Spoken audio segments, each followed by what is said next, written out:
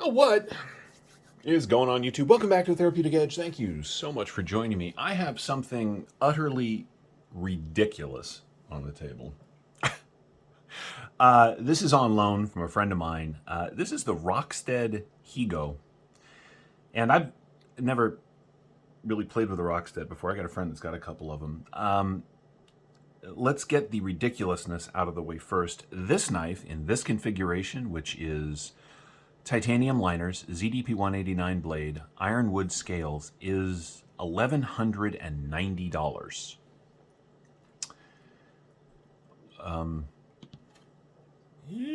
That is so much money for a knife. It is. So please understand, this is an overview. I did not take this out and beat on it. I mean, I did cut stuff with it. He told me I could, but anyway. These made the rounds a while back. Metal Complex got into them, and a bunch of the other channels got into them, and so they sort of had a moment. Not with me. This is 3 knives worth of money right here for me. So it never 4 even, but it interested me enough that when my buddy said, "Hey, I've got one. Do you want to look at it?" I said yes. I'm gonna start this way with this. I have a lot of sort of expensive knives, right? I do. I pulled some of them so I could sort of do the comparison. You know, I've got the Warhawk, which is a custom Curtis. These are about $600. For a lot less than that, you can get yourself, if you can find one, of course, a Chris Reeve. This is about $450, which is too expensive. And then on the really absurdist end of things in my collection, of course, is the Norseman. This bit of ridiculous knifeness, these are about $1,000, $900, something like that. I didn't pay that. I traded for these two. And anyway, it's interesting because none of these break the $1,000 mark. Because I don't even know why. Honestly, my comfort zone with knives stops at about $400 tops. I have knives that cost that much or more, but I get into them usually by trade. There's just something about that level of expensive that makes me, just a little bit. This one's custom. I mean, it's CNC custom, but it's custom. I understand why it costs as much as it does. This one is, I love my Amazon, of course, and I'm a fan of the Chris Reeve knife in general, but these are, $350 knives with $150 or $125 worth of name on them. They just are, right? You get that. This is stupid. I love it, but they're stupid. Anyway, this is complicated. So the Higo, or Higo, doesn't have a pocket clip. They come with basically a leather belt sheath. Now they do make a version of the Higo with a pocket clip, but this particular generation, this is the Higo X, did not. It's a cool knife. Don't get me wrong. One of the things I love most about it, for instance, is that the screws come through from this side, right, and disappear, right? They just screw into this other side and hold everything nice and tight and well done. Everything is hand fitted and finished. The blade, well, that is really something else. It is ZDP 189. It is hand polished in a process that must just take forever because it is mirrored like crazy. Word on the street, and I'll never know because I'm not going to have one or use one that much, is that these things will hold an edge forever. Now, part of that is the ZDP 189. That stuff holds an edge like crazy.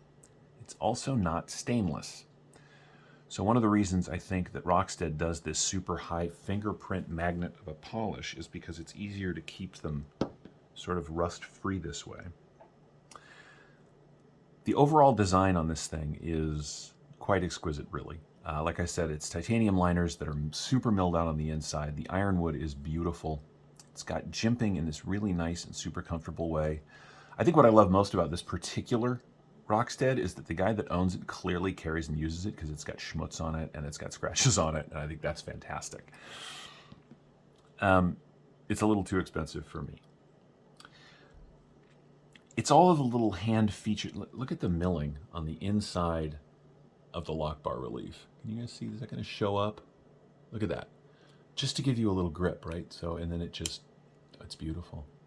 You can deploy this knife in two ways. It does have the thumb studs, which are very comfortable and work very well. And then you can front flip it, right? I, of course, screwed that up. There we go. I mean, multiple forms of deployment, hand-fitted, right? Elegant design, but $1,200? Ugh, I don't know. I don't know. That would be up to you. I mean, if you have gotten bored with, $350 knives, and you've gotten bored with $400 knives, and you've gotten bored with $600 knives, and you're chasing the next level of fit, finish, and function, then sure, make Rockstead yours. Get after it and go after it. I am not bored with all of those, so I will not be chasing one of these. But I don't want to pretend like I don't get why people like them, because I do. In a recent video, I was talking about Kershaw. Somewhere out there is a knife collector who is cringing because I have a $25, no, now they're $35, but a $30 knife on the table next to an $1,190 knife. But in that other video that I did, I talked about how for most people, this is a pocket knife, right? $35, cuts when you want it to, it does everything you need it to, and when you're done with it or when it's broken, you throw it away and you get another one. This is something else entirely. Now,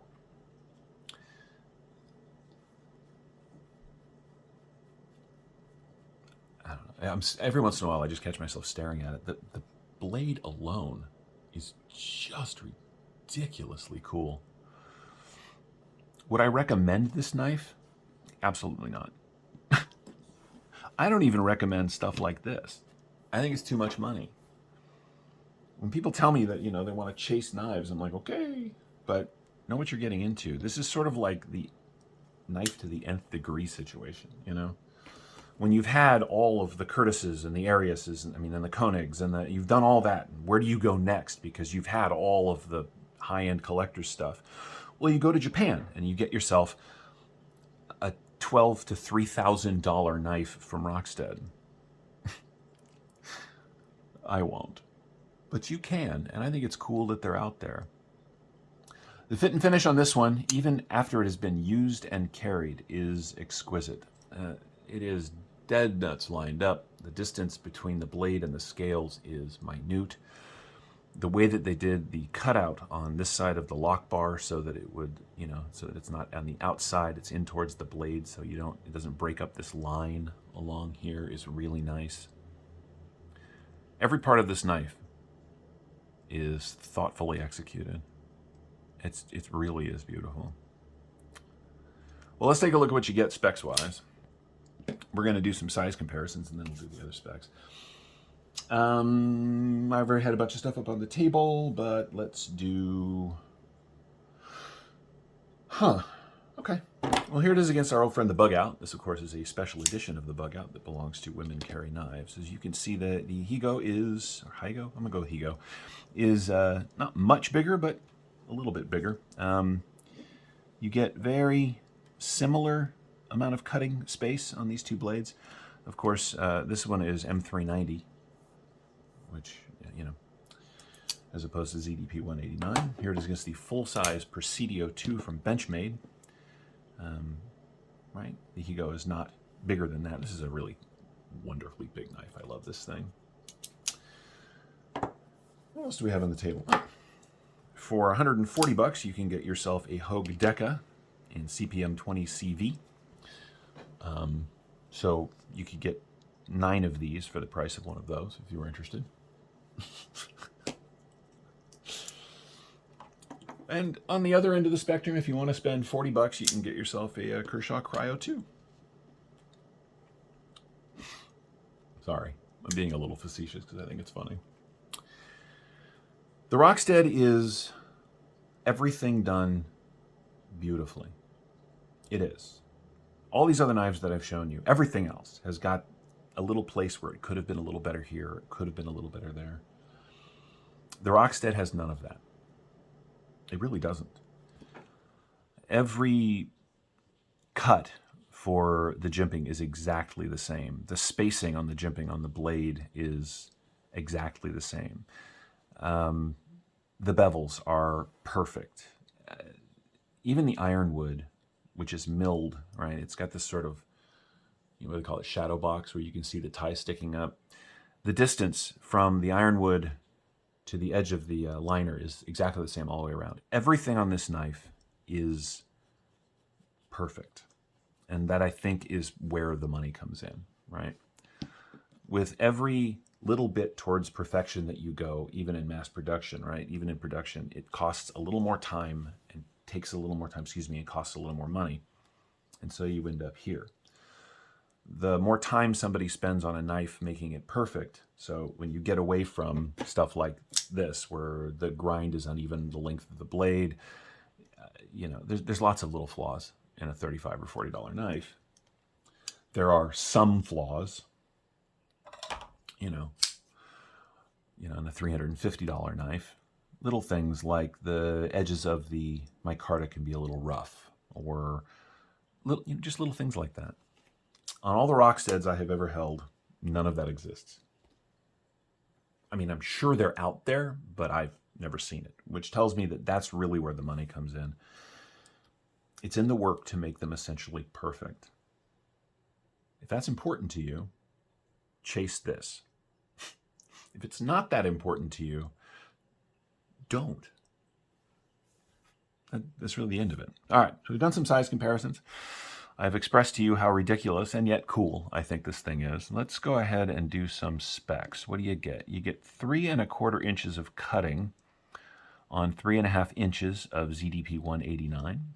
The grip area, well, really because of the shape of this handle, is the whole length of the knife. So we're going to do it in 2 ways. There's the sort of where most people would grab it, which is right about here, which starts about there. You get 1, 2, 3, 4 inches of handle, right? There's lots of room. But you can come forward because of the way this is shaped, or you can move back, right? So let's call it 4 1/2 inches of grip without using the forward choil.